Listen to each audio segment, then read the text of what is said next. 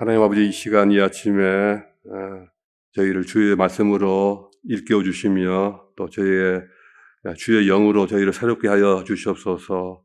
저희가 주의 말씀과 주의 영으로 인하여 이 악령이 들끓고 또 온 세상이 잠들어 있는 이 땅 가운데서 깨어 일어나서 자신을 세우고 또 주위 사람들을 이렇게 세우는 그러한 저희들 되게 도와주시옵소서.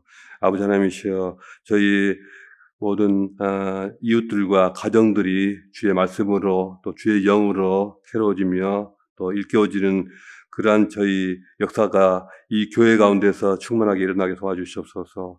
저희로 하여금 사명자가 되게 하시고 모두가 주께로 받은 바 귀한 주의 말씀들을 또 부르심의 뜻을 기억하게 하시고 또 그 뜻에 순종케 하여 주시옵소서. 이 아침에 주의 말씀으로 저희를 채워주시기 원합니다. 예수 그리스도 이름으로 기도합니다. 아멘. 자, 오늘 주신 하나님 말씀은 신명기 26장 1절부터 19절까지입니다.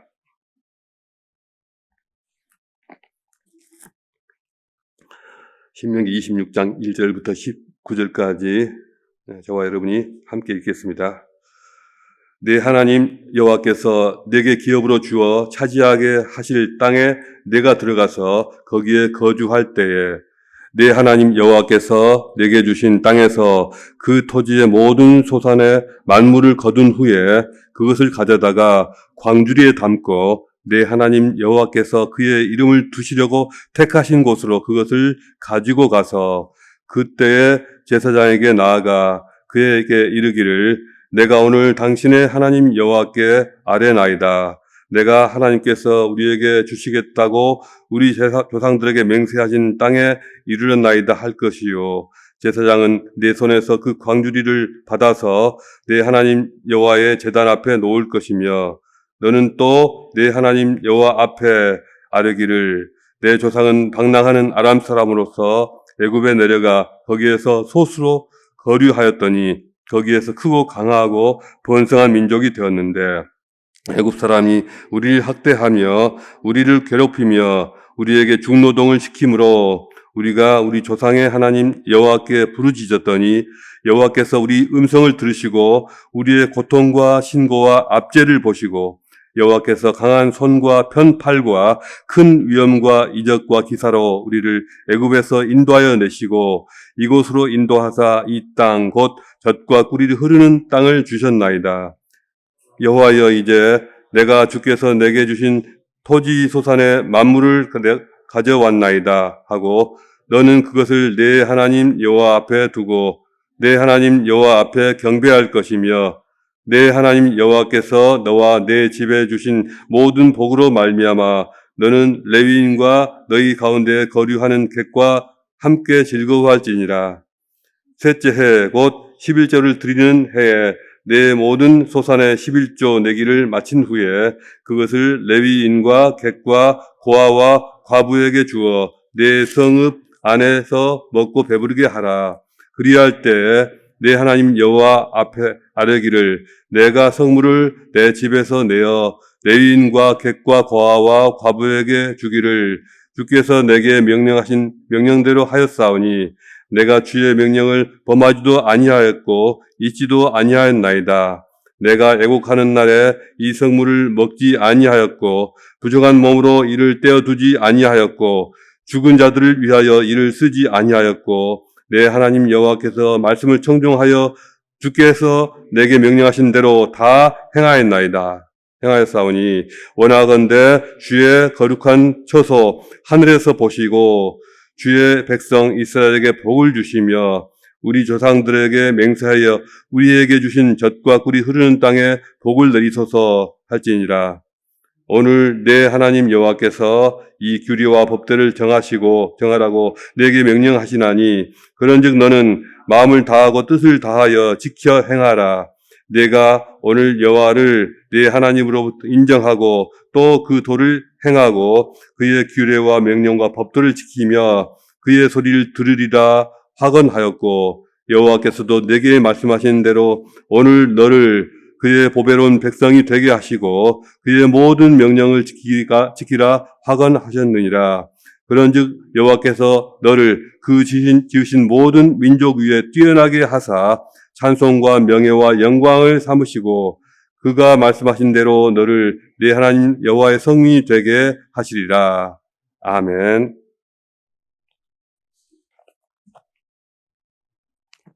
오늘 나눌 말씀의 제목은 성숙한 감사의 자세입니다.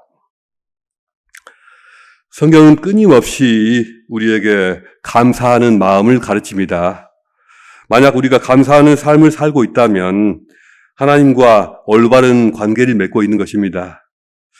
우리가 늘 감사하는 삶을 살 수만 있다면 눈에 보이는 모든 것을 초월하는 초월적인 삶을 살게 되지 않나 싶습니다. 만약 감사가 우리 삶을 꽉 채운다면 우리 신앙은 완성되었다고 할 수 있습니다. 신명기 28장은 이스라엘 백성이 가나안에 들어갔을 때 처음 수확한 결실을 가지고 어떻게 감사제를 드려야 할지, 그리고 3년째 될 때마다 어떻게 11조를 드려야 하는지에 대한 가르침입니다. 이스라엘 백성은 약속의 땅을 차지하고서 그 땅에서 소출을 얻게 됐을 때 아마 짐작컨대 너무도 흥분되고 들떠서 어떻게 해야 하는지를 모르고 어리버리하고 우왕좌왕할 수도 있습니다. 그런 식으로 우왕좌왕하다가 몇 년을 흘려보내면 그나마 가졌던 신앙을 다 잊어버리고 놓쳐버리고 신앙이 없이 토착민들과 다를 바 없는 삶을 살게 될 위험도 있습니다. 그렇기 때문에 첫 감사제부터 어떤 잘 드릴 수 있도록 가이드라인을 주어서 공동체 전체의 신앙을 성숙하게 만들도록 그런 틀을 세워주는 것입니다. 오늘 본문 말씀을 묵상하면서 우리는 어떻게 감사드리는 것이 우리를 성숙한 신앙으로 이끌어가는가를 배우게 됩니다. 오늘 본문 안에서 이스라엘 백성은 가나안 땅에서 들어가서 처음 수확한 농산물을 하나님께 드림으로써 하나님께 감사를 표현하게 될 것입니다. 그런데 단지 첫 수확을 하나님께 드려라 이렇게 간단하게 말하면 될 것인데 신명기 26장 전체가 하나님께 드리는 그 방식과 관련해서 여러 가지 말씀을 하고 있습니다. 하나님께 감사드린다는 그 사실만으로도 이미 의미가 있고 또 귀한 일입니다. 그러나 감사를 드리되 우리가 어떤 이유로 해서 감사를 하고 있는지, 또 감사드리는 것이 우리 삶에 어떤 의미가 있는지, 그리고 감사드리는 것이 우리 삶을 어떻게 바꿔놓는가, 이런 것들에 대한 깊은 인식과 철학이 우리 신앙에 꼭 필요합니다. 왜냐하면 이 하나님께 감사드리는 일도 사람마다 그 감사의 깊이가 다르고 감사의 의미가 다르고 그 힘이 저마다 다 다르기 때문입니다. 그리고 그 감사의 깊이와 의미와 힘이 그 사람의 신앙의 깊이이고 그 신앙의 의미이고 능력이기 때문입니다. 건성으로 별 생각 없이 감사하고 만다든가 아니면 또 그나마 감사를 또 잊어버린다든가 한다면 그 신앙은 아주 얄팍한 그런 신앙으로 남게 될 것입니다. 그러니 하나님께 감사를 올려드릴 때 우리의 모든 마음과 모든 뜻과 힘을 실은 그러한 감사와 찬양이 있어야 합니다. 특별히 이스라엘 공동체가 첫 수확을 가지고 감사제를 드리는 일이니 그 형식과 내용이 특별히 중요할 수밖에 없습니다. 이스라엘 백성들이 첫 수확물에 대한 감사제를 올려드리는 그 방식을 통해서 얄팍한 감사가 아니라 성숙한 감사의 자세를 배우게 되는 것입니다. 어떤 점에서 성숙한 감사냐? 첫째로 성숙한 감사의 자세란 자신들을 여기까지 바로 이곳까지 이끌어 오신 그 하나님에 대한 감사로 가득한 것입니다. 무슨 말이냐? 명목은 단지 첫 추수를 기념하는 감사제이지만 단지 추수한 농작물을 인해서만 감사하자는 게 아닙니다. 너무너무 풍성한 소출을 많이 거두었으니 꼭 우리는 이걸 가지고 감사해야 돼. 잊지 말고 감사하자. 이런 차원이 아닙니다. 초점은 다른 곳에 있습니다. 자신들이 어디서 와서 어떻게 이 자리까지 오게 되었는지, 자신들이 왜 여기 있게 되었는지 그것을 묻고 있고요. 그 과정, 그 스토리를 다시 기억하며 또 하나님께 고백하고 있습니다. 바로 그 점에 집중하는 것이 성숙한 감사의 태도입니다. 현재 상황이 풍년이 됐든 흉년이 됐든 그건 그 다음 문제입니다. 그들이 최우선적으로 감사드리는 부분은 하나님께서 그들의 조상을 어디서부터 어떻게 끌어내셨고 어떻게 살려내셨는가 하는 사실이고 그들의 조상이 정처 없이 유랑할 때 어떻게 보호해 주셨으며 또 이제 가나안 땅을 어떻게 차지하게 하시고 또 이 땅에서 그들의 삶을 얼마나 하나님께서 풍성하게 하고 계신가 하는 이런 것들입니다. 이것은 구약신앙에 있어서 매우 중요한 핵심 중에 하나라고 할 수 있는데요. 오늘의 감사하는 모든 이유와 조건은 바로 이러한 자신들이 어디서 와서 어디로 가는 존재인가의 그 문제와 결부가 되어 있는 것입니다. 그것은 당장의 어떤 삶 속에서 어떤 소출을 얻고 어떤 결실을 얻는가 그것에만 연연하는 그런 얄팍한 신앙이 아니라 더 깊은 뿌리를 가진 견고하고 성숙한 신앙인 것입니다. 지금도 많은 신앙인들이 특히 오늘날의 현대인들이 형편이 좋을 때나 또 바라는 일이 성취됐을 때 자식이 잘 되고 사업이 잘 됐을 때 어김없이 감사하지만 반대로 하는 일이 잘 안 풀리고 형편이 조금만 어려워져도 금방 감사할 이유를 잊어버리고 감사하는 마음이 도무지 살아나지가 않고 오히려 마음속에 시름하고 염려하고 근심하고 또 원망하는 일이 많습니다. 감사를 전혀 모르는 것도 아닌데 감사하고 싶어도 감사하는 마음이 잘 안 생겨나고 또 감사할 이유를 잃어버리는 것입니다. 이것이 바로 뿌리가 약한 신앙입니다. 이것은 감사의 조건을 현재 내 삶의 상황이 좋아지는 것에서만 찾기 때문입니다. 현재 내 삶이 좋고 나쁜 데서만 감사 조건을 찾는 것은 마치 식물이 깊은 곳으로 뿌리를 내지 못하고 이 표토에만 살짝 뿌리를 펼쳐서 거기서만 양분과 수분을 찾는 것과 같습니다. 그러나 신앙의 뿌리가 깊어지려면 잊을 수 없는 과거의 그 구원의 경험과 또 그 속에서 건진 내 자신이 누구이며 어디서 와서 어디로 가는 존재인가에 대한 어떤 그러한 깨달음, 과거에 내가 가졌던 그 깨달음이 늘 지금도 내가 감사할 수 있는 이유와 근거의 원천이 되어야 합니다. 오늘날 현대인들은 너무나도 이렇게 현실에 지금 당장에만 이렇게 집중하다 보니까 과거는 이미 과거일 뿐이고 현재는 또 다른 문제다. 언제까지나 과거에 매달려 있어야 하느냐. 나는 오직 지금 이 순간이 중요할 뿐이다. 이런 식으로 생각을 하죠. 그러나 그런 그들의 말하는 점에서 어떤 점에서는 과거의 실패와 아픔은 다 있는 것이 맞다. 그런 점에서는 그들의 생각이 맞습니다. 그러나 은혜라는 측면 또 감사라는 점에서는 전혀 다른 문제입니다. 과거의 감사와 과거에 가졌던 은혜는 그것을 잊어버리면 안 되고요. 놓쳐서도 안 되는 것입니다. 그것을 잊으면은 사람이 아니고요. 그것을 얼마나 잘 기억하고 잘 간직하느냐.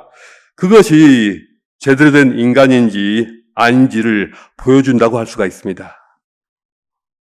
은혜를 잊어버리고 감사를 다 까먹어버리면 제대로 된 사람이라고 할 수가 없습니다.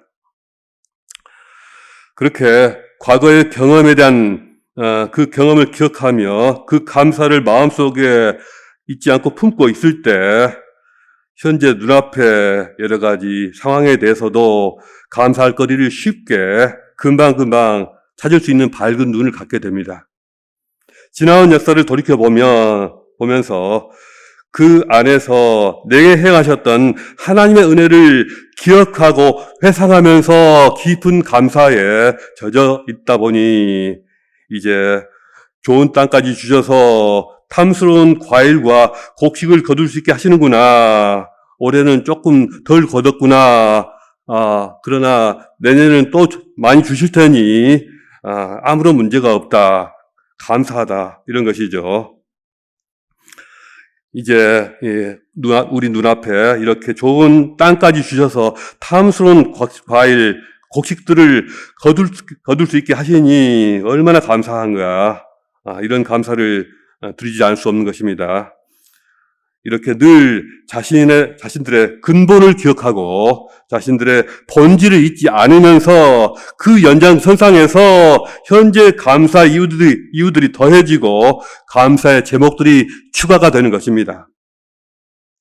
그러니 감사에 또 감사가 되고 은혜 위에 은혜가 되는 것입니다. 이것이 신앙의 뿌리를 깊이 내리게 하는 그런 성숙한 감사의 자세인 것입니다. 둘째로 성숙한 감사의 자세란 자신들의 기쁨을 많은 사람들과 함께 나누는 것입니다. 이스라엘이 하나님께 올려드리는 첫 번째 감사제는 그들만의 잔치가 되어서는 안 됩니다.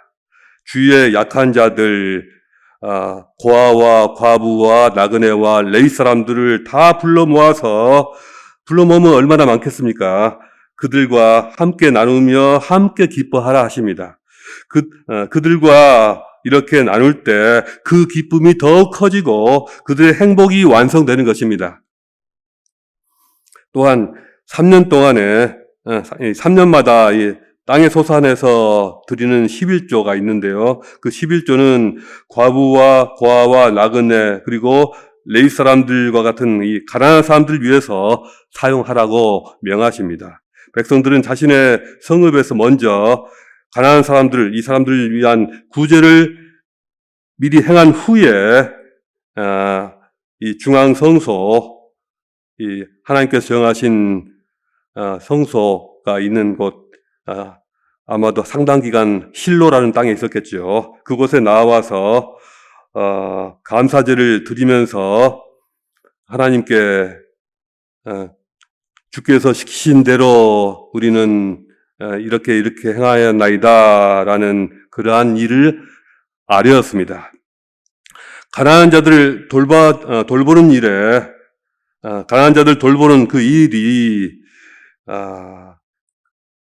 하나님께 예배드리고 감사를 드리는 그런 것을 준비하는 것이 되었습니다.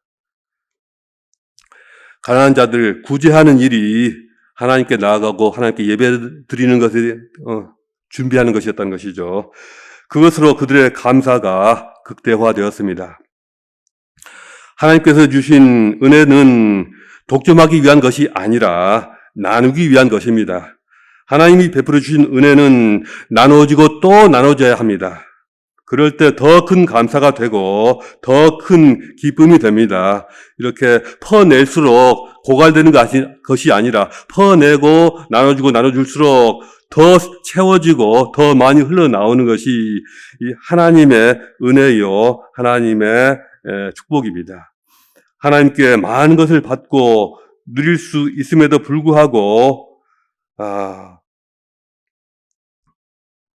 함께 나누기를 거절하고 오롯이 움켜쥐기만 한다면 그것은 거지 나사로를 문 밖에 방치해둔 누가복음 16장의 부자의 모습과 다를 바가 없을 것입니다. 부자와 나사로의 비유는 신명기에서 거듭 강조하고 있는 가난한 자들에 대한 책임의식과 같은 의미일 것입니다. 대문 안에서 부자와 그의 식구들이 자색 옷과 고운 베옷을 입고 날마다 호화롭게 즐기는데 나사로라고 이름하는 이 거지는 대문 밖에 버려진 채로 아무것도 얻어먹지 못하고 개들이 와서 그 헌데를 핥았습니다. 이에 거지가 죽어 천사들에게 받들려 아브라함의 품에 들어가고 또 부자도 죽어서 장사됨에 음부에서 고통을 당하게 되었습니다.